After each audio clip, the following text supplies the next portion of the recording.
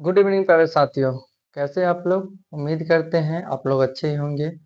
आप सभी का स्वागत और अभिनंदन है आज की इस वीडियो में। दोस्तों, जैसा कि आप सभी जानते होंगे कि अभी जो है इस चैनल के माध्यम से आप सभी को प्राचीन भारत के बारे में जितने भी डिस्कस किए जा सकते हैं और जितने भी टॉपिक है वो कराने का हम प्रयास कर रहे हैं, जिसमें आपका ही सहयोग की हमें ज़रूरत है।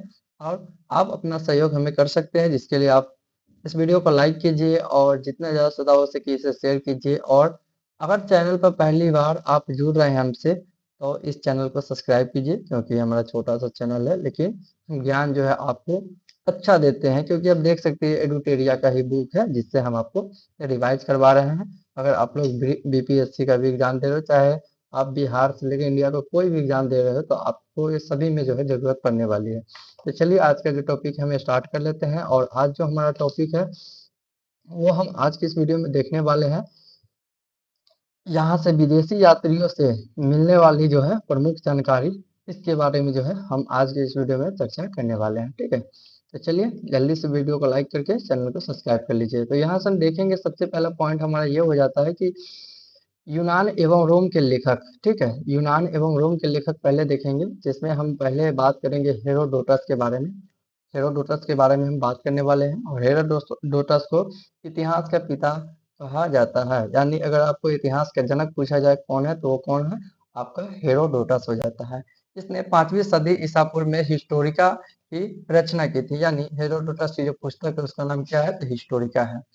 इसके बाद जो नेक्स्ट हमारा जो नाम हो जाता है, यह सिकंदर के साथ आने वाले लेखक थे। कौन थे? तो जैसे सिकंदर के साथ जो है वो आने वाले लेखक में आप देखेंगे तो निर्याकस, अनेसिक्रिटस और अरिस्टोबुलस था। ठीक है, ये नाम आपको याद रखना है। इसके बाद नेक्स्ट देखेंगे तो टेसियस था। टेसियस या ईरान का क्या था? तो राजवैद्य था। टेसियस नामक जो लेखक थे वो ईरान का राजवैद्य था। इसी के साथ जो है भारत के संबंध में इसका विवरण आश्चर्यजनक कहानियों से परिपूर्ण होने के कारण अविश्वसनीय है। यानी आ, आश्चर्यजनक जो है ना, ऐसी कहानी है जिस पर लोगों को विश्वास करना थोड़ा सा मुश्किल हो जाता है, इसलिए जो है लोग कम विश्वास करते हैं, ये कहने का इसका तात्पर्य है। उसके साथ देखते हैं मेगास्थनी, जो कौन था? तो मेगास्थनी किसका राजदूत था? ये आपको कमेंट करके बताना है अगर आप लोगों को पता है तो। ठीक है, तो ये जो है मेगास्थनीज या यहाँ पे आपको बता दिया गया है। चलिए, कि सेल्यूकस निकेटर का राजदूत था जो चंद्रगुप्त मौर्य के दरबार में आया था। अब इसने अपनी पुस्तक इंडिका में मौर्य युगीय समाज, मौर्य युगीन युगीन यहाँ पे मौर्य युग भी आप कह सकते हैं, मौर्य युग समाज एवं संस्कृति के विषय में क्या लिखा है? तो जितने भी जानकारी हो सकते हैं, और इन्हीं के पुस्तक से यह जानकारी मिलती है कि मौर्य समाज जो है वो 7 वर्गों में बटा था। और प्रशासनिक जो चलाने का जो कार्य होता था वो 30 अधिकारियों के द्वारा किया जाता था। इसी के साथ यहाँ पे कुछ और दिए गए हैं, यहाँ पे साहित्य है और इसी के साथ जो है साहित्यकार का नाम यहाँ पे दिया गया है। तो आप इसे आप लोग लिख लीजिएगा। वैसे मैं एक बार हो सके तो रीड ही कर देता हूँ। यहाँ पे जितने भी है ये सब के सब क्या है? तो ये राइटर का नाम यहाँ पे दिया है, या सॉरी यहाँ पे पुस्तक का नाम है और यहाँ पे जो है वो राइटर का नाम दिया हुआ है। जैसे आप देखेंगे नारायण पंडित का कौन सा पुस्तक है? तो यह हितोपदेश है। इसी के साथ देखेंगे विष्णु शर्मा की पुस्तक कौन है? तो यह पंचतंत्र है। भारवी, भारवी की पुस्तक कौन है? तो भारवी की जो पुस्तक है उसका नाम है किराता जूनियम। ठीक है, माघ की पुस्तक कौन है? तो माघ की जो पुस्तक है वो शिशुपाल वध, शिशुपाल वध। भास की पुस्तक क्या है? तो स्वप्रभास वदत्ता। आप तोड़ तोड़ के पढ़ सकते हैं लॉन्ग जितने भी वर्ड होंगे। ठीक है, इसी के साथ देखेंगे राजशेखर की पुस्तक कौन है? तो यहाँ पे है कर्पूर मंजरी, काव्य मीमांसा और भुवन कोश। वात्स्यायन, वात्स्यायन का कौन पुस्तक है? तो कामसूत्र जो है वात्स्यायन का पुस्तक है। इसी के साथ जो है ब्रह्मगुप्त और देवभूति का देखेंगे, तो यहाँ पे ब्रह्म सिद्धांत और उत्तरा उत्तरा उत्तरामचरित। ठीक है, अमर सिंह का देखेंगे यहाँ पे कौन सी पुस्तक है? तो अमर कोश हो जाता है। कालिदास की पुस्तक यहाँ पे देखें तो मेघनाथ हो गया। ऋतु संहार, रघुवंश, अभिज्ञान शकुंतलम हो जाता है। वारामिहिर की पुस्तक की बात कर लेते हैं, यहाँ पे बृहद संहिता और पंच सिद्धांतिका है। आर्यभट्ट का जो है सूर्य सिद्धांत है और आर्यभट्टीय ये किताब का नाम है। इसी के साथ जो है हस्तिमल का पुस्तक की बात करें तो मैथिली कल्याण, विक्रांत कौरव हो गया, अंजना हो गया, पवन जय और सुभद्रा। ठीक है, सुभद्रा क्या है? नाटिका है। और इसी के साथ जो है देवभूति सॉरी भावभूति का देखेंगे तो यह मालती माधव है।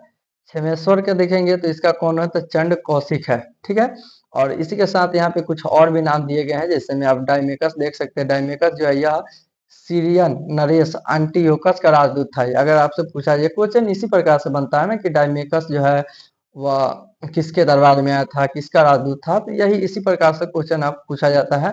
आप किसी भी इंस्टेंट जो हिस्ट्री होता है उसका क्वेश्चन आप बना कर देखिएगा, गूगल से चाहे तो आप यूट्यूब से भी देख सकते हैं। अगर आपको आपको लगता है कि नहीं हम ही इस पे जो जितने भी ऑब्जेक्टिव आप क्वेश्चन बन सकते हैं हम ही करवा दें, तो आप कमेंट कर सकते हैं।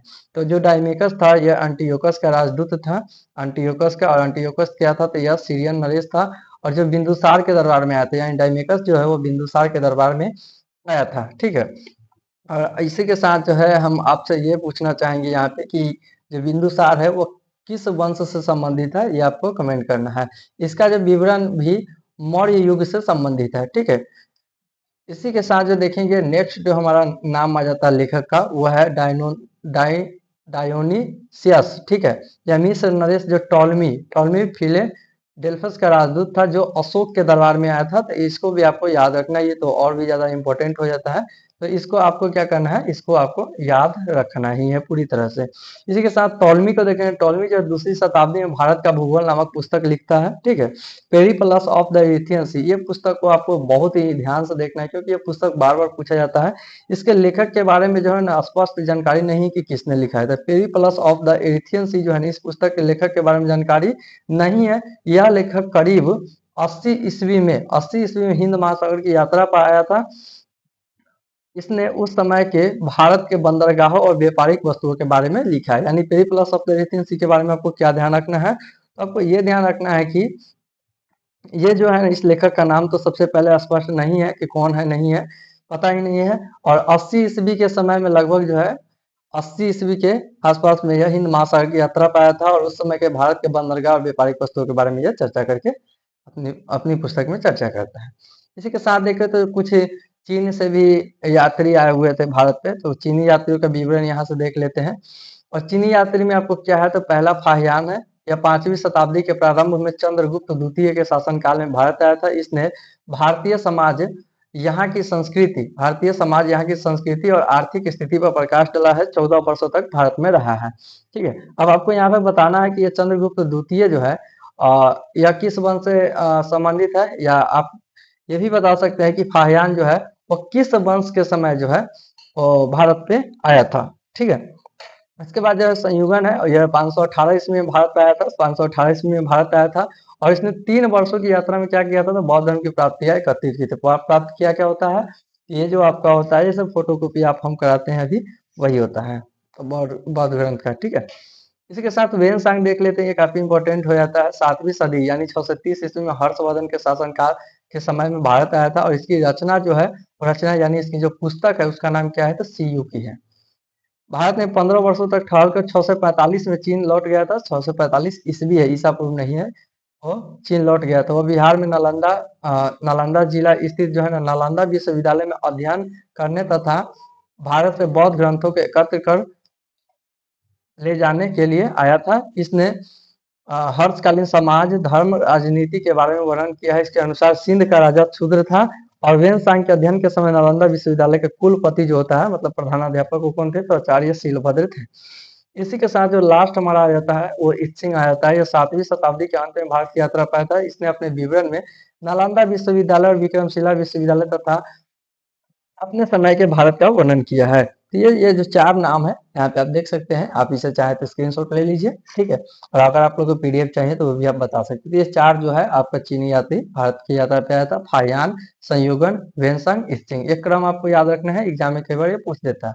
अरब यात्रियों के विवरण को देख लेते तो यहाँ पे अल बरूनी हो गया, जिसे अबू रेहान भी कहा जाता है। यह 11वीं सदी में महमूद गजनवी के साथ भारत आया था। अरबी में लिखी गई इसकी कृति जो है तहकीक ए हिंद, जिसे किताब उल हिंद भी कहते हैं। और एक कहता है तो एक नाम इसका और भी बोला जाता है, वो है अल बरूनी का हिंद, जो इसमें नहीं दिया गया, चाहे तो नोट कर सकते हैं। आज भी इतिहासकारों के लिए एक महत्वपूर्ण स्रोत है। सर्वप्रथम एडवर्ड एडवर्ड सचाऊ ने तहकीक ए हिंद का अनुवाद अंग्रेजी में किया था। तो अगर आपसे पूछ दे कि सर्वप्रथम जो है तहकीक हिंद का अंग्रेजी में अनुवाद किसने किया था, तो आपका आंसर आना चाहिए क्या, एडवर्ड एडवर्ड सचाओ, ठीक है। यह एक विस्तृत ग्रंथ है जो धर्म और दर्शन, खगोल विज्ञान, त्योहारों, रीति रिवाज तथा प्रथाओं, सामाजिक जीवन, कानून, भारतौल तथा मापन विधियों, मूर्तिकला, माप तंत्र, विज्ञान आदि विषयों के आधार पर जो है 80 अध्याय में विभाजित है। तो इतना है, आपको नाम नहीं याद रखना, दो चार अगर याद हो जाए तो भी ठीक है। और वैसे आपको यहाँ पे मेन जो याद करने वाली बात है कि ये है कि 80 अध्याय में क्या है, विभाजित है, यानी तहकीक हिंद जो है 80 अध्याय में विभाजित है। इसमें इसमें राजपूत कालीन समाज, धर्म, रीति रिवाज, राजनीति आदि पर सुंदर प्रकाश डाला। तो ये आपको एक पॉइंट याद रख लेना है कि राजपूत कालीन समाज, धर्म, रीति रिवाज, राजनीति आदि पर जो है के बारे में इसमें जानकारी मिलता है। इसके साथ देखो तो इब्न बतूता है, यह मोरक्को का रहने वाला था, मोरक्को का रहने वाला था। इसके द्वारा लिखा गया जो यात्रा वृतांत है वो रेहला पुस्तक है, और ये अरबी भाषा में लिखा गया है। 14वीं शताब्दी में भारतीय उपमहाद्वीप के सामाजिक सांस्कृतिक जीवन के विषय में जानकारी देता है।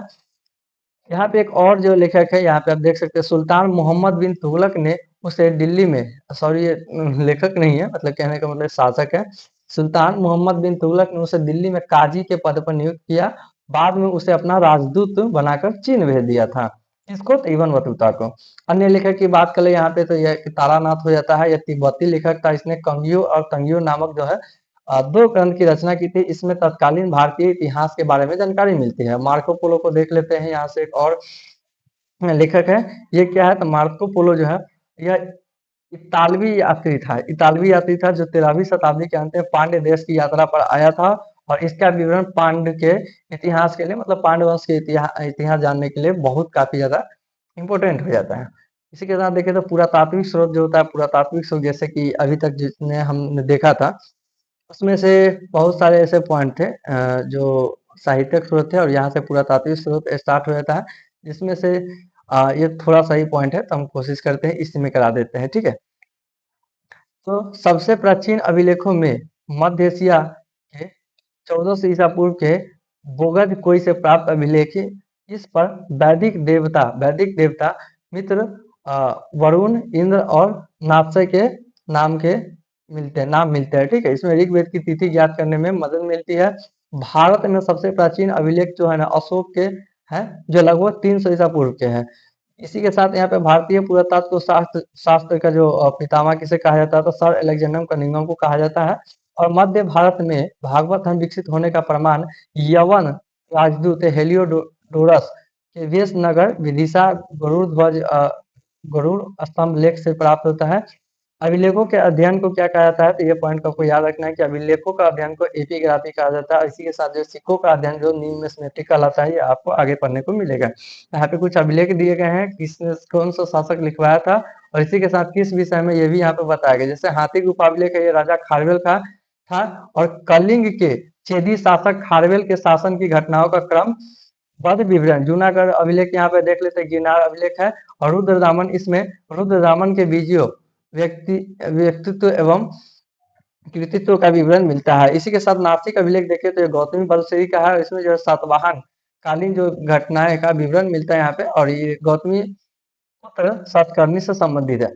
प्रयाग स्तंभ लेख देखे तो ये समुद्रगुप्त का है। इसकी जो है समुद्रगुप्त के विजय एवं नीतियों का पूरा विवरण इसमें मिलता है। एहोर अभिलेख जो है पुलकेशिन द्वितीय का है, और हर्ष एवं पुलकेशिन द्वितीय के युद्ध का विवरण मिलता है। और ये क्या क्या विवरण मिलता है, ये आगे हम लोग देखेंगे। भीतरी स्तंभ लेख देखें तो स्कंद गुप्त का है, और इसके जीवन की अनेक महत्वपूर्ण घटनाओं का विवरण मिलता है, जिसमें हुन आक्रमण के बारे में बताया गया। मंदसौर अभिलेख देखें तो मालवा नरेश यशोवर्मन का है, सैनिक उपलब्धियों का वर्णन है। नोट में कुछ पॉइंट यहाँ पे अलग से दिया गया हुआ है कि सर्वप्रथम भारतवर्ष का जिक्र जो है ना हाथी गुफा अभिलेख में ही मिलता है। तो भारतवर्ष का कुछ दिया जाएगा आपसे एग्जाम में कि सर्वप्रथम भारतवर्ष का जिक्र जो है, शब्द का जिक्र किस में मिलता है, तो किस अभिलेख में, तो हाथी गुफा अभिलेख हो जाएगा। सर्वप्रथम दुर्भिक्ष का जानकारी देने वाला अभिलेख जो है ना सागौड़ा अभिलेख है, और इस अभिलेख में संकट काल में उपयोग हेतु खदान सुरक्षित रखने का भी उल्लेख है। यहाँ पे देखते हैं कुछ और पॉइंट है। सर्वप्रथम भारत पर होने वाले हुन आक्रमण की जानकारी भीतरी स्तंभ लेख से प्राप्त होती है। सती प्रथा का पहला जो लिखित साक्ष्य है वो एरन अभिलेख मिलता है। एरन अभिलेख किसका है, तो शासक जो भानुगुप्त का है उसी का है। इसके साथ एक सातवाहन राजाओं का पूरा इतिहास उनके अभिलेखों के आधार पर लिखा गया है। रेशम बुनकर की श्रेणियों की जानकारी मंदसौर अभिलेख से प्राप्त होती है। और सिक्के की बात कर लेते हैं यहाँ पे प्राचीन सिक्कों को, प्राचीनतम सिक्कों को क्या कहा जाता है? आहट सिक्के कहा जाता है। आहट सिक्के या पंचमार्क सिक्के ईसा पूर्वी 5वीं शताब्दी के हैं। ठप्पा मारकर बनाए जाने के कारण ही भारतीय भाषाओं में इन्हें आहट मुद्रा कहते हैं। पंच मार्क या आहट सिक्कों पर पेड़, मछली, सांड, हाथी, अर्धचंद्र आदि के चिन्ह बने होते थे। भारत के पश्चिमतम भाग में जो है लेख युक्त सिक्के सर्वप्रथम यवन शासकों ने जारी किए थे, मतलब लिखावट वाले सिक्के, ठीक है। समुद्रगुप्त की बीना बजाते हुए मुद्रा वाले सिक्के से उसके संगीत प्रेमी होने का प्रमाण मिलता है। और ये मेडू जो है पुदुचेरी के निकट है। रोमन के सिक्के यहाँ से प्राप्त हुए हैं। और सिक्कों के अध्ययन को क्या कहते थे? न्यूमिस्मेटिक्स कहा जाता है, ठीक है। तो ये आप याद रख सकते हैं। इसी के साथ जो हमारा आज का जो है, हम कहे तो प्राचीन इतिहास के बारे में जितने भी साहित्यिक स्रोत हो सकते थे हमने देख लिया। और इसी के साथ जो है आज की इस वीडियो में हमने जितने भी पुरातात्विक स्रोत हो सकते थे वो भी हमने देख लिया। तो कल की वीडियो में हम लोग यहाँ से स्टार्ट करेंगे प्रागैतिहासिक काल। तो चलिए आज की इस वीडियो में इतना ही रहने देते हैं। बाकी आप लोगों से मिलते हैं कल की इस वीडियो में। तब तक चैनल को सब्सक्राइब कर लीजिए। Good bye.